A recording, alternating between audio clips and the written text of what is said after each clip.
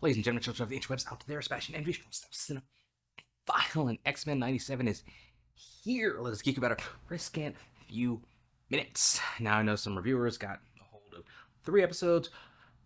People like me, well, we just had to wait till the episodes dropped on Disney+. It was 2 episodes. It was 2 fantastic episodes. And, yeah, right off the bat, I think in pre-production, the opening sequence of the episode was for everybody who thinks Cyclops was a bitch, because he came in there just firing away. That he was getting in it with hand-to-hand combat. He was using his powers to move himself about, which was definitely something different and unique, which is what I'm overall hoping this show kind of brings overall. It just kind of taps into some of those nostalgic feels, which it did with just seeing them in general, seeing that Jim Lee art, hearing some of the similar voices. And we know some folks are no longer with us.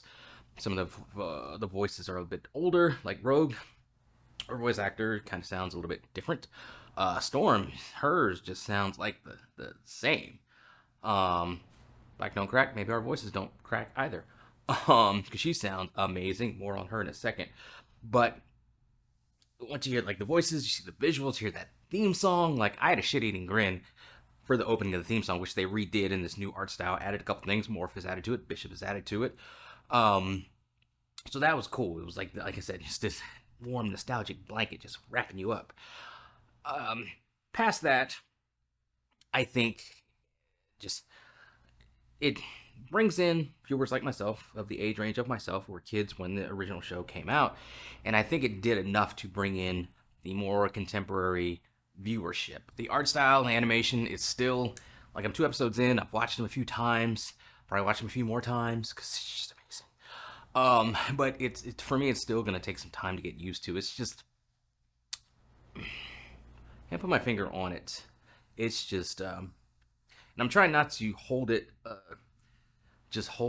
compare it apples to apples to the animation art style of the previous, because it's just 2 different worlds, 2 different styles, 2 different ways they execute the animation. It also brings us kind of 2 different sort of types of scenes. You could do more kinetic and movement-based action, such as Cyclops using his powers to move about, than you could previously, or maybe that they didn't just think about doing previously.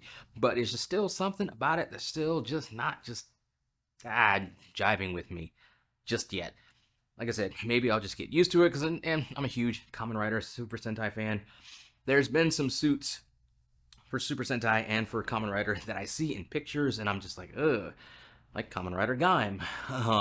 But that ended up being one of my top 5 all-time favorite Kamen Rider seasons, because the suits at first glance were like, ugh. Then you see them in motion and things kind of change. So I'm hoping that the same effect would be for this. It hasn't settled in yet, has not happened yet. I'm hoping I get there over the next 8 episodes of this first season.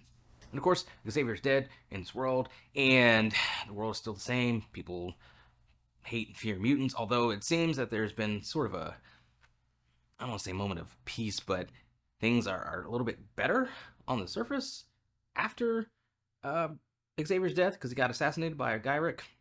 People more sympathetic towards the mutant cause, although, as Gyrick says in one scene, it's kind of like make-believe, and at the end of the day, they kind of know that, they're not really riding for mutants. They're just kind of biding their time, because they know that mutancy is extinction for the rest of regular humanity, and that kind of, it's almost like a stature thing to kind of be, which I can almost kind of liken it to today in the social media and clout sort of environment. I can see people, some social media influencers, be like, hey, look at me, look at my mutant friend, I'm inclusive, and kind of carrying themselves on that way. And I think Gyrick was kind of saying that that's what the people are doing, basically, but by biding their time until they're gonna stab the mutant race in the back at some point in time. Some allusions to January 6th, perhaps, are in there somewhere. And just, you saw where there was some bigotry encountered at a hospital in the 2nd episode. Like I said, I'm not going to get too deep into specific spoilers here, but still, things are fractured. Humans hate mutants. Mutants are struggling to survive. So those things kind of are always going to be there, ever present. The illusions, the allegorical nature of the struggle of mutants against humanity is still there, and it's like we know what it's alluding to. No, X-Men didn't just go woke yesterday. It was like just that whole argument is stupid. That point of view is just stupid. If you think that, you're stupid. I'm sorry, you're stupid. Professor Xavier is dead. The X-Men are trying to carry on. You could see Cyclops, and this first episode gave Cyclops a real good amount of shine that I liked. You can kind of see it weighing on him. You can kind of see how a pregnant Jean Grey is recognizing that everything that they've done, everything that they've worked towards to kind of make a better life for their child, maybe they should step away to enjoy it. That's what she wants to do. Cyclops is like, no, the school needs me. Professor Xavier's dream needs me. He's kind of just, he's been doing it since he was, what, like 18, 16, 17, 18. So this is pretty much like all he knows. I think, even though they don't explore it, you can kind of understand he's maybe scared to, it's the fear of the unknown. It's the devil you know versus the one that you don't. And he's kind of scared of stepping out on that ledge of leaving the nest and being different and leaving it in the hands of somebody else. Somebody else turns out to be Magneto, because apparently Professor Xavier left his school and his money and everything in the hands of Magneto, who he has entrusted with his dream to kind of turn a different leaf, which he kind of sees some of the old kind of Magneto coming to the surface in the second episode, but then you kind of see him pull the reins back a little bit to try to at least give it a go. Is he going to stay there the whole time? Kind of wonder, because for a time in the comics, he did run the school. Of course, then he didn't. So I'm kind of wondering if it's going to get to a point in season 1 or maybe season 2, or hopefully they give us like 4 or 5 seasons of this. And at some point in time, he'll return to his villainous ways and, et cetera, how that goes. As far as the rest of the team, like I said, hearing those familiar voices, seeing them do what they do, seeing Storm, they just like cranked her powers and her just majesty and her goddessness just up to like 11. There's a reason for that, and there's something that happens.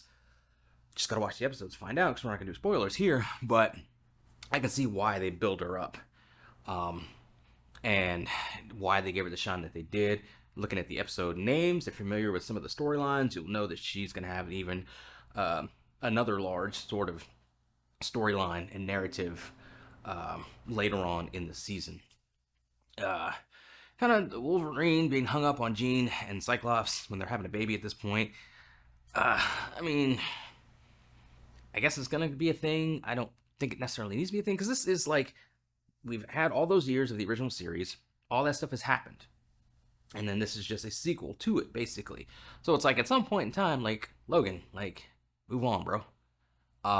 We don't need this kind of drama. And apparently we're gonna get some drama with Magneto and Rogue and Gambit in a different sort of like love triangle thing, because apparently Magneto and Rogue, like, shaking my head at you, Rogue, shaking my head. But of course, in the comics, Rogue did get together with a de-age Magneto, who I believe was going by Joseph at the time. Not really feeling that, but we'll see how it goes when it's put forth in this series. The only other knock I could give it, really, besides the art and animation style, was Sunspot's voice actor. He just, I don't know, he was just like, it felt like he was kind of phoning it in. Hope that's not the case. I hope he gets better. I like his interaction, his chemistry with Jubilee, and kind of where they're going with those two. If they kind of go in this direction, I'm fine with it. It's cool. It works. Sunspot was kind of like the Jubilee of this series, at least for a little bit. I mean, he didn't hang around past the first episode, but I felt like he was kind of like meant to be our intro, like the thing that pulls us into this world, kind of like Jubilee was in the original series, which I'm fine with that. It's cool. There's a lot of faces, a lot of folks hanging around the mansion can get kind of cramped, so them kind of clearing the deck of some of the pieces, I'm fine with that. Morph, like what they did with them. Again, we're not going to rehash the whole like non-binary debate. Morph is a shapeshifter. I'm fine with that. I like how Morph and was kind of like the best buddy, sort of bro, little bro, probably, to Wolverine, and like at the end of this second episode where he's kind of like feeling some type of way, Morph brings Wolverine like some beer and some chips, and you know, proceeds to hang out with him in Morph's own sort of way.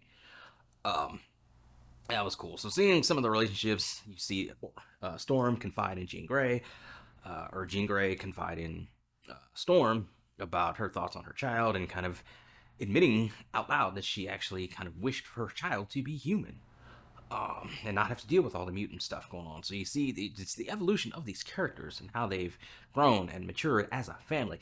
I like all that. And I like building upon that. Mr. Sinister is going to play a big part of this. He's waiting in the wings to cause some shenanigans. Ready to see what that was, or what that is, what it remains to be. We'll find out together. One thing I like about the intro, they did the outro kind of like the little computer generated outro back in the day, and at the end of the the opening, the intro, when they had the mutant teams like running at each other, we can actually recognize all the mutants. There wasn't like one or two, just random mutant dudes like there were in the original series. So that was fun. All in all, like I said, it was a nostalgic kick in the pants that I think does enough to bring in the old heads like myself, and is interesting enough to bring in the newer viewers, either from the narrative, from the animation, or from the action of the stories. And it's just X-Men. It's a good way to kind of get people sucked in, to revive interest in the franchise, and to get them ready for their MCU debut whenever that is, because we know it's coming down the pike. But it was good. It was fun. It's going to be a long wait till next Wednesday for the next episode. But I'm here for it. I'm here for the next 8 episodes. I'm here for the second season, and however many seasons they give us. Because this is like X-Men. It's one of the greatest animated series known to man. And we get a direct sequel to it. I'm here for all of it. Anyway, those are my thoughts on it, scattered as they often are. What do you guys out there think? Let me know in the comments below. Follow me on social media. Talk to me there. Talk to me here. Until next time, of course. X-Men. Let us geek.